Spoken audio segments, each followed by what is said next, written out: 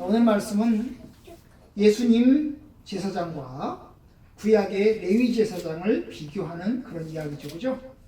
구약에 살았던 레위 제사장은 예수님 오시기 전에도 제사장으로 계속 있었습니다.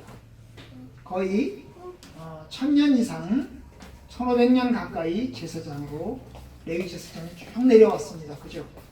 그러다가 예수님이 오셨죠. 예수님이 오셔서 십자가에 못 박혀 죽으셨어요. 그러면서 이제 교회는 더 이상 레위 제사장에 의한 그런 제사를 드리지 않습니다. 오직 예수 그리스도를 이제 믿는 신앙을 갖게 되었던 것입니다.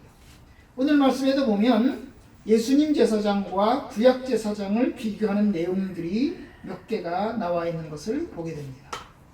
그 첫 번째가 뭘까요? 23절에 보면 제사장 된 그들의 수요가 많은 것은 죽음으로 말미암아 항상 잊지 못하므로다. 구약의 제사장들은 숫자가 아주 많았죠. 그죠? 엄청나게 많았습니다. 사가랴, 세례 요한의 아버지 사가랴 당시만 하더라도 제사장의 숫자가 많아서 그들은 24 이제 반열을 이제 이루었고 그 24 반열이 뭐예요? 이게 순차적으로 자기 직무를 감당하기 위해서 제사장에 들어갔어요. 어떤 책에 보니까 그 당시에 제사장인데 그 제사장 직무를 하기 위해서 성전에 들어가지도 못하고 평생 늙어 죽은 사람도 있다고 하는 내용을 본 적이 있는 것 같아요. 그러니까 숫자가 많죠. 엄청나게 많아요.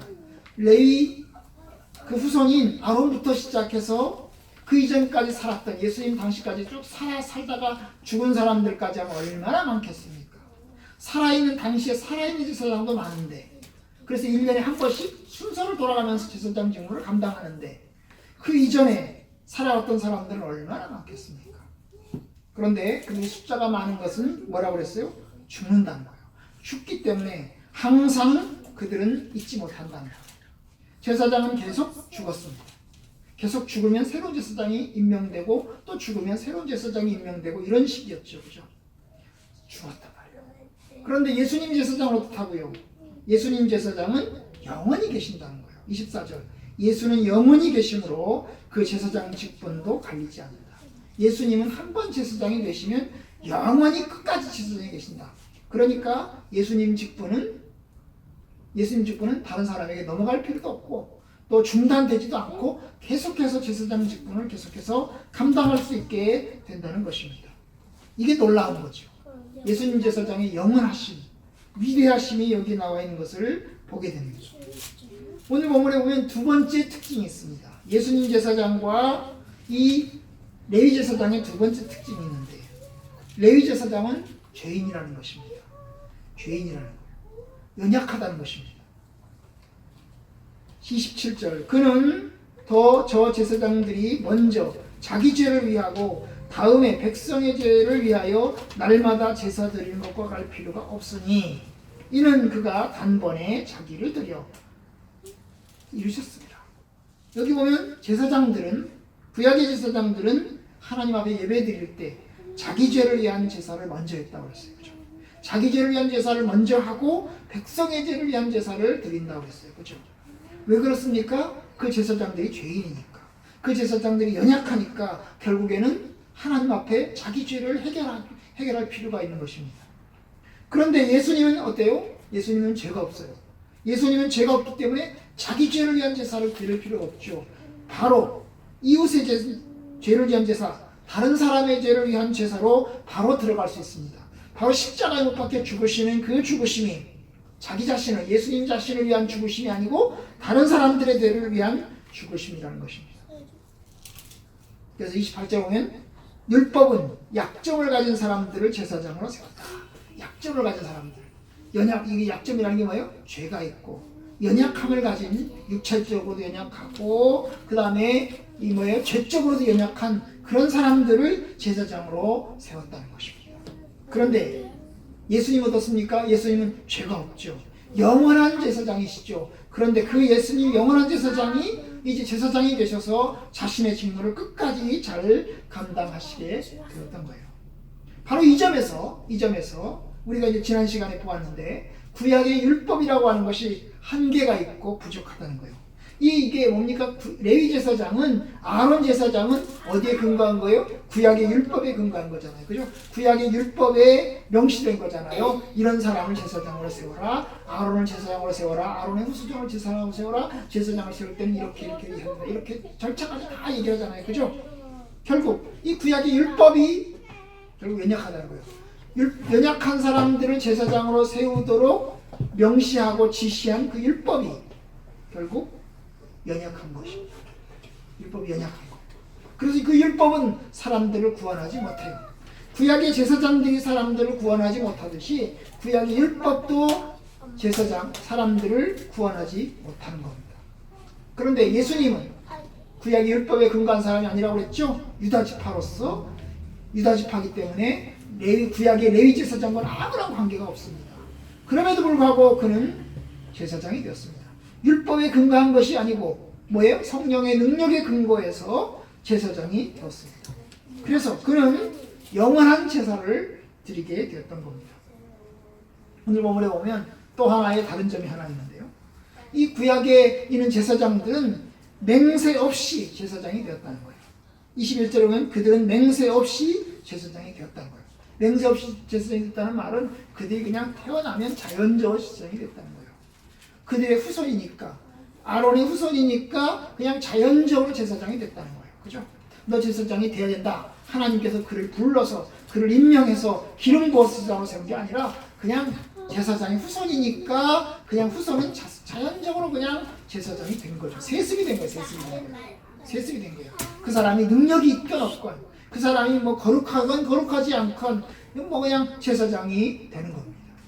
그러니까 얘가 엘리 제사장의 이제 아들들 홈니와 비나스잖아요. 그죠?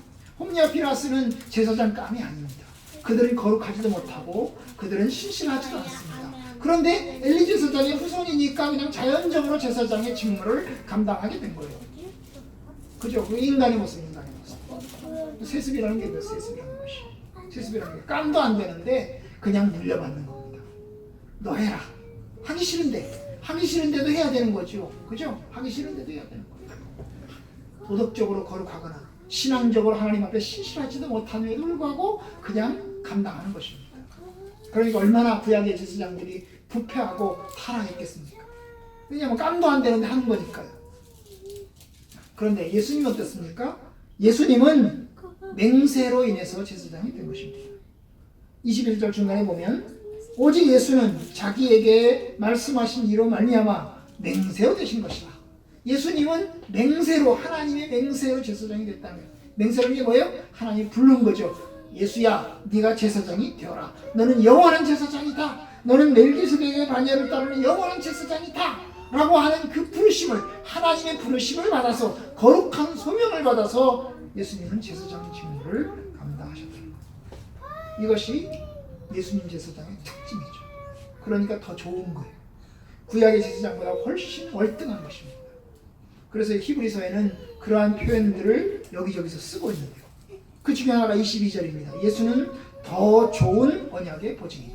더 좋은이라는 구약보다 더 좋은, 율법에 근거한 그 제사장보다 더 좋은, 구약의 언약보다 더 좋은 그러한 언약, 신언약이죠. 새 언약이죠. 새 언약의 보증이 되셨습니다. 그러니까 그는 다른 사람들을 구원할 수 있습니다. 25절, 자기를 힘입어 하나님께 나아가는 자들을 온전히 구원하실 수 있다고 했어요. 이는 그가 항상 살아계셔서 그들을 위하여 간구하십니다.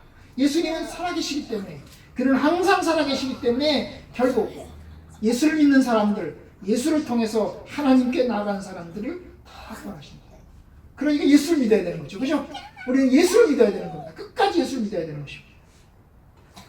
아까 아론 제사장은 죄가 있다고 그랬죠? 연약하다고 그랬죠? 그런데 예수님은 거룩하고 죄가 없고 그 다음에 더러움이 없고 그 다음에 죄인에게서 멀리 떠나 계시고 그리고 하늘보다 더 높이 계신 분입니다. 이러한 제사장, 예수 제사장, 예수님이 우리의 영원한 제사장이 되신 것을 감사합니다. 예수님이 나를 위해서 십자가에 박혀 죽으시고 나를 구원하시고 그리고 영원히 살아계셔서 나를 위해서 간구하시는 그 주님의 은혜를 한없이 감사합니다. 참 위로가 됩니다. 그죠? 자기를 힘입어 하나님께 나아가는 자들을 완전히 구원하실 수 있습니다. 그럼 결국 뭡니까? 우리가 예수를 힘입어서 하나님께 나아가야 되는 거죠. 오직 예수를 통해서 하나님께 나아가야 돼요. 왜냐? 주님께서 예수를 통해서 하나님께 나아가는 자를 완전히 구원하시기 때문에 그것이 하나님의 은혜고 그것이 하나님의 축복입니다. 바로 히브리서는 그러한 내용들을 하나님의 축복과 하나님의 은혜를 우리 사람들에게 이야기하고 있는 겁니다. 그래서 성도들로 하여금 예수를 믿어라. 오직 예수만 바라보아라. 오직 예수만이 우리의 구원자고 오직 예수만이 우리의 제사장이고 오직 예수만이 우리의 죄를 깨끗하게 도말하고 없애실 수 있는 분이다. 그러니까 오직 예수를 믿어라. 바로 그겁니다. 그죠? 구약의 제사장에 의지하지 말고 오직 예수를 의지하라. 예수를 의지하라. 예수를 바라보아라. 오직 예수 그리스도가 나의 주님이시고 나의 하나님이시다. 그걸 강조하고 있습니다. 우리에게 이와 같은 은혜를 주신 하나님께 감사를 드립니다.